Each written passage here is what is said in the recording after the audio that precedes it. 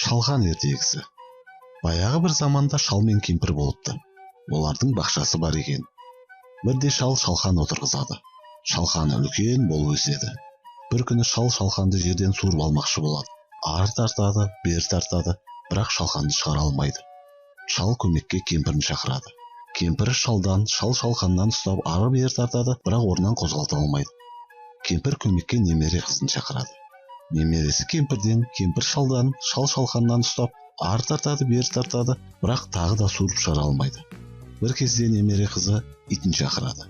Иті қыздың етегінен, немересі кемпірден, кемпір шалдан, шал шалқаннан ұстап ары тартады, бері тартады.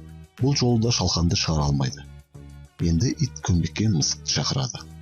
Мысық иттің құйрығынан, ит қыздың етегінен, немересі кемпірден, кемпір шалдан, шал шалқаннан ұстап ары жұлқиды, бері жұлқиды, шалқан шықпайды. Сол кезде мысық тышқанды шақырады.